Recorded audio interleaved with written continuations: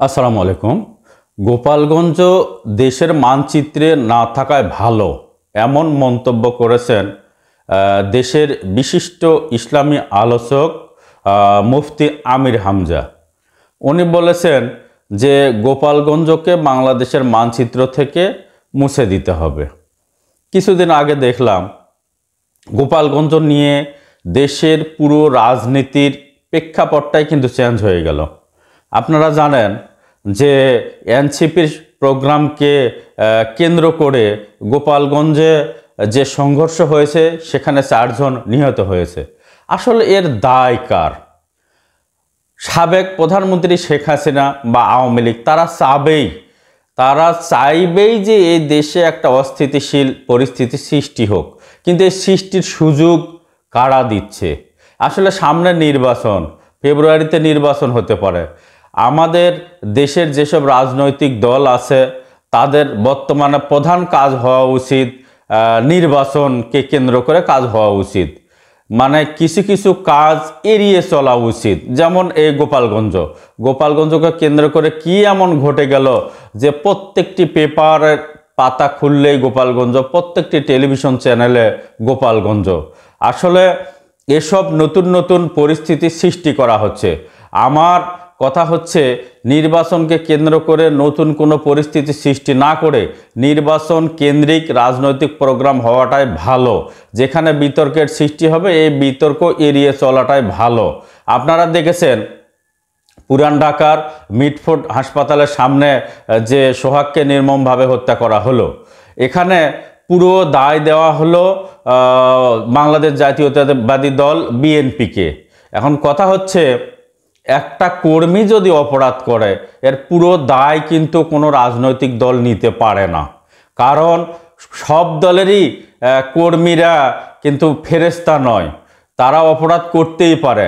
যার অপরাধ তাকে দায়িত্ব নিতে হবে। হ্যাঁ, দলকে কখন দায়ী করা যাবে? দল যখন বলবে যে তার খুন যারা করছে তাদেরকে মামলা নেওয়া যাবে না, বা যদি দল মিথ্যাচার করে যে না সেখানে তাদের নেতাকর্মী জড়িত নয়, তখন দলের বিরুদ্ধে কথাবার্তা বলা উচিত। অন্যথায় একজন অপরাধী হিসেবে চিহ্নিত করলে বিচারটা আরও ভালো হয়। যখন সেই অপরাধীকে দলীয় পরিচয় দেওয়া হয়, আমি মনে করি বিচার ব্যবস্থাটাকে বাধাগ্রস্ত করা হয়, কারণ এখানে দলীয় প্রভাব পড়তে পারে। একজন অপরাধী সে অপরাধী, দলের প্রমাণে সে অপরাধী কেন? সে ব্যক্তিগত প্রমাণেই সে অপরাধী হওয়া উচিত। এখানে দলের উপরে ভর করে দোষারোপ করাটা আমি মোটেও যুক্তিসঙ্গত মনে করি না। কারণ হচ্ছে বাংলাদেশে কিছু ঘটনা ঘটে গেল অলরেডি, যার কারণে আপনারা দেখেছেন যে খালেদা জিয়াউর রহমান এবং তারেক রহমানকে নিয়ে কিভাবে কুৎসা রটনা করা হচ্ছে। আসলে দীর্ঘ 15টি বছর এই রাজপথে কিন্তু ছিল বাংলাদেশ জাতীয়তাবাদী দল বিএনপি, এবং এই বিএনপিকে পরিচালনা করেছেন জনাব তারেক রহমান। তাকে নিয়ে মিথ্যাচার করা মোটেও সমীচীন নয়। আমি আসলে দেখতে পাচ্ছি যে বাংলাদেশের রাজনীতিটা এমনই, এই দল ওই দলকে গালিগালাজ করা, এই দল ওই দল সম্পর্কে মিথ্যাচার উপস্থাপন করা, এটাই বাংলাদেশের রাজনীতির চর্চা হয়ে গেছে।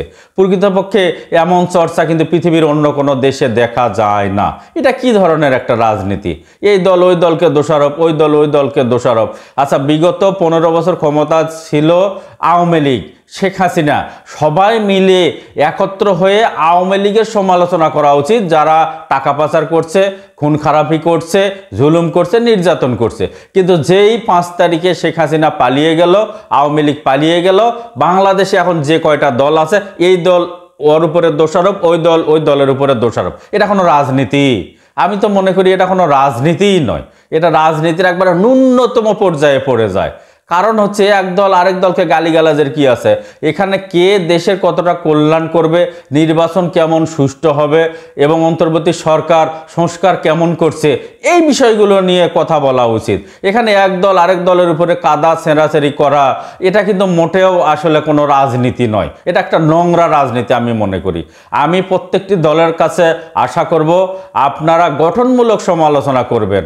এখানে এক দল আরেক দলকে নিয়ে কুৎসা রটানো, এটা মোটেও কোনো রাজনীতি নয়, দলের জন্য খুব একটা শুভকর নয়। বিধায় আমার পরামর্শ হচ্ছে আপনারা বাংলাদেশে বর্তমানে যে কয়টা রাজনৈতিক অ্যাক্টিভ দল আছেন, আপনারা একে অপরের সহযোগী হন, পরিপূরক হন, সবাই মিলে একসঙ্গে দেশটাকে গড়ার চেষ্টা করেন, তবে এই দেশটা উন্নতির দিকে যাবে। অন্যথায় যদি একদল আরেক দলকে গালিগালাজ করেন, কখনো এ দেশের কল্যাণ হবে না, এ দেশ কখনো এগিয়ে যাবে না। সুতরাং এগিয়ে যাওয়ার জন্য একদল আরেক দলের সঙ্গে অঙ্গাঅঙ্গিভাবে জড়িত হয়ে রাজনীতি করার অনুরোধ করে আমি আমার কথা শেষ করছি। ভালো থাকবেন। আসসালামু আলাইকুম।